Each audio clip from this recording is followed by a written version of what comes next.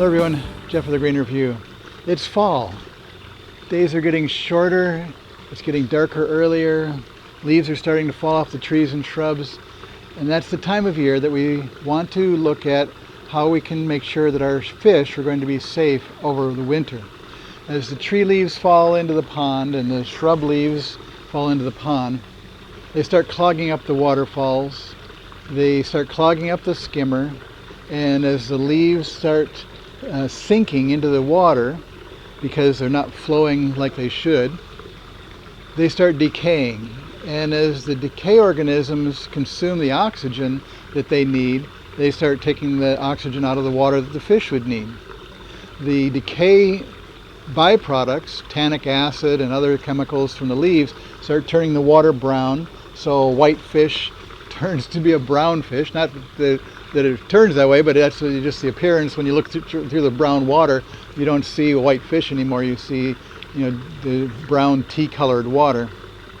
That tannic acid also lowers the pH of the water, so the water becomes unsafe for the fish. We don't want to leave all that way, so the first thing we do is a water replacement, taking out a bunch of the water. And so we have a submersible pump. We wrap in a net here so that the leaves and debris don't get in there, as well as no fish or frogs getting sucked into there. The blue fire hose sends the water off into the lawn because it is good water with nutrients that will help our landscape. And then we go through and chop back out the leaves. Whatever the leaves have sunk in, we get rid of as many of those as we can. And we might even do a real full clean out, power wash the algae off the rocks, or whatever is necessary to do a fall cleanup. Now, some people will do a spring cleanup, and that's okay if your pond isn't under a tree like this one and doesn't have that many leaves in it and the water is clear during the fall and into the winter time. But for the fish, their health right now is at the best it can be. Their body weight is the highest it's going to be because they're going to go through a whole long winter of not eating, and so they're going to reduce their body weight. Their immune system doesn't work as well during the winter, and so in the spring they are more susceptible to disease problems and parasites. So right now in the fall is a really great time to do a clean out of the pond, especially when you consider the fish health. Now you might need to do both. And this tree loses leaves sporadically all winter long. It keeps a lot of them through the winter and it slowly drips them off, and so I have to do a spring cleanup as well. But I can't ignore doing the fall cleanup because of the fish health. We don't want all these leaves in the pond. We're also going to go through and take out all the annuals. We've got some impatiens and other plants planted in here, so we're going to remove those, not just taking off the tops, but remove them down through the root system. That is removing a lot of nutrients that would have been in the water. Every time the fish breathe, they release ammonia into the water. The ammonia is decayed by bacteria that break it down into nitrite, which is also toxic to the fish like the ammonia. And then other bacteria break the nitrite down into nitrate, which is not as toxic until it builds up to high levels. So without the plants in their roots taking out the nitrate, that would also become a problem. So all of those chemicals have been going through a cycle with bacteria.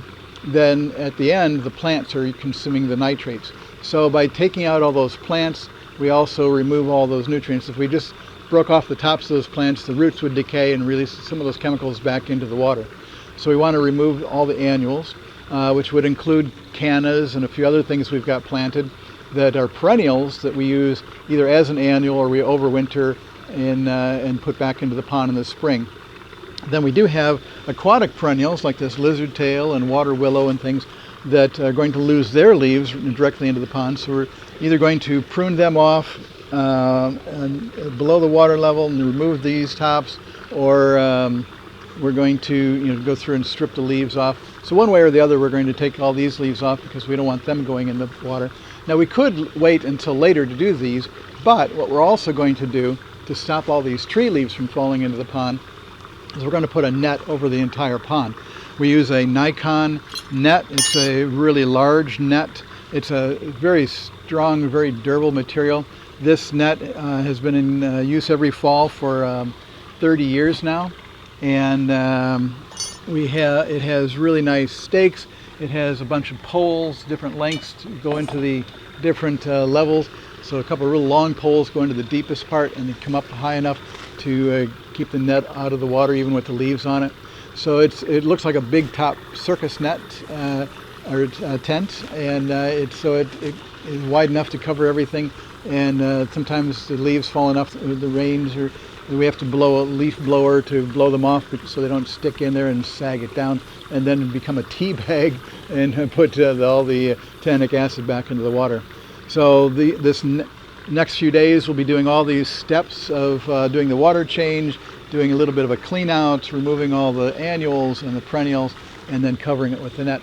And then we want to wait for a month or so until the end of October when all the leaves and everything are done and before the snow comes, so that we can take the net off before it would collapse into the pond with a heavy snow. So we've got our work cut out for us for the next few days.